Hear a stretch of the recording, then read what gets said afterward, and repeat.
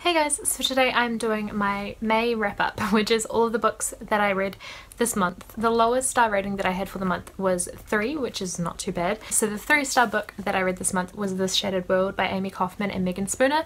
This is the second book in the Starbound trilogy. The first one is called These Broken Stars and I really loved that one. This one I enjoyed but not quite as much. This one's about a soldier called Jubilee and a rebel called Flynn, so they're kind of on opposing sides. It's a bit of a like Romeo and Juliet kind of situation, and yeah, there's some interesting like political storylines going on here and just kind of reflections on the fact that there's more than two sides to any war and how most of the people are just kind of caught in the middle and really just want peace. Overall I enjoyed it, but the reason I gave it 3 stars is just that I felt like the pacing was quite slow and I just really wasn't motivated to pick this up. Like, it's kind of a long-ish book and I just felt like it took me forever to get through because I just wasn't that into it. Like, I felt like I was kind of forcing myself to read it even though I did enjoy it in the end. So yeah, I have one 4-star read this month and it's one of the Penguin Little Black Classics. This is number 65, which is The Voyage of Sir Francis Drake Around the Whole Globe, and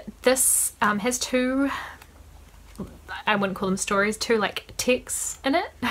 The second one has a really long title, so I'm not even gonna bother reading the title out to you, but it's along similar lines, but it's about Thomas Candish doing the same sort of journey.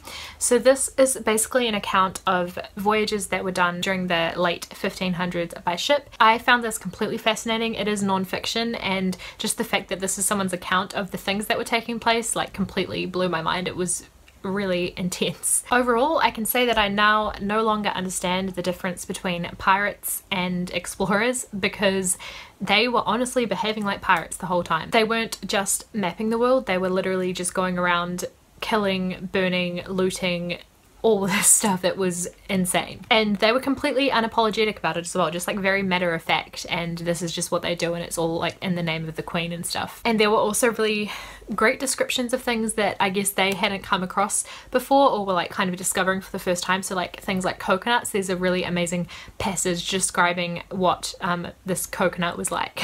I just thought things like that were really cool because it's stuff that we really take for granted because we're so used to it, and it's really interesting seeing sort of everyday things from fresh eyes. And they also called seals sea wolves, which I thought was really funny. All of the rest of the books that I read this month were all 5 stars for me, which is really intense, but you'll see why, because basically all of these were rereads. The first one is Jane Eyre by Charlotte Bronte. I did a review of this which I'll link up down below if you want to hear more about it. The next book that I reread that I rated 5 stars was, well, actually this one I don't know if it was a reread because I read this series when I was a kid, but I don't know if I read this specific book. So this is The Best of the Best by Marilyn Kay. It's part of the Replica series, and Replica was a series that I was obsessed with in my childhood and like early teen years. I used to get them out from the library. I think I owned like one of them which I'd bought in a library sale, but I read heaps of these books over and over. Like, I would get out every one that I could find at the library even if I'd read it before.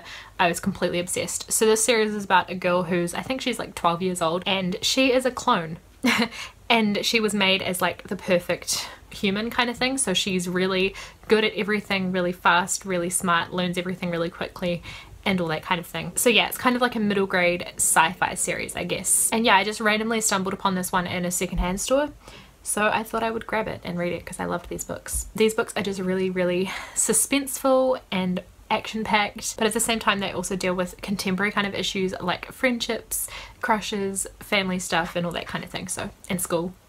I really like this series a lot. The other one that wasn't actually a reread for me that I gave 5 stars is one that I'd never read before, but it's one of the Penguin Little Black Classics, and this one is The Atheist's Mass. This is another one that had 2 stories in it. So the first one is The Atheist's Mass and the second one is The Conscript. These 2 stories were by a 19th century French author.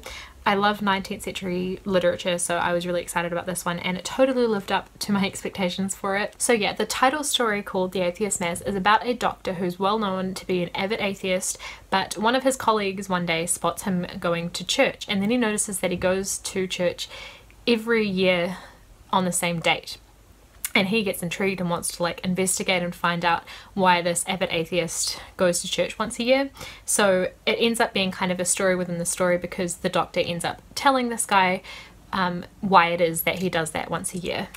So it's the story of kind of his life a little bit and how he ends up doing that. There were some really interesting things about the poverty cycle that really struck a chord with me, and I think would strike a chord with a lot of people. And yeah, it just touched on how one act of generosity towards another human being can really completely change their life. Treating someone badly can also have, you know, just as big of an impact on someone's life. And it is all about, you know, tolerating other people's beliefs and things. So I found that story completely amazing. It's one of those like that stuck in my mind for ages, and I'm gonna want to reread it over and over again in future. The second story, called The Conscript, was set during the French Revolution, which is not something that I know a lot about. It's about a widow living in a new town, and she's waiting for her son to come home from war. I don't know if it was something that was added by the translator or by the publisher, or if it was something that was in the original text, but there were footnotes for that story, which I found so helpful. So any terms to do with the French Revolution, they would put a little footnote and tell you what that was in reference to,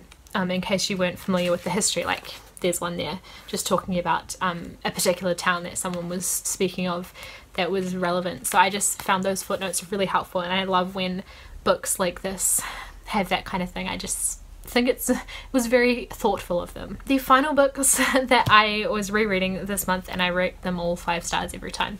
I've reread these many a time, but it is the Harry Potter series by J.K. Rowling. So I read Harry Potter and the Sorcerer's Stone. This is the first time I've read this American edition. There were a couple things that were changed in here, like I didn't realize the Sorcerer's Stone, it wasn't only on the cover that was changed, it's actually changed like throughout the book as well.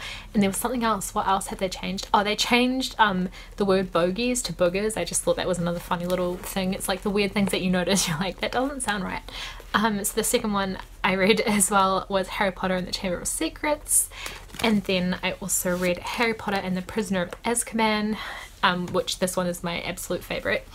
And then I'm currently rereading Harry Potter and the Goblet of Fire, which I'm about just over halfway through at the moment. I've spoken about the Harry Potter readathon a couple times this month, and that's going on for the next few months. I'm kind of racing ahead just because I can't stop myself when it comes to Harry Potter.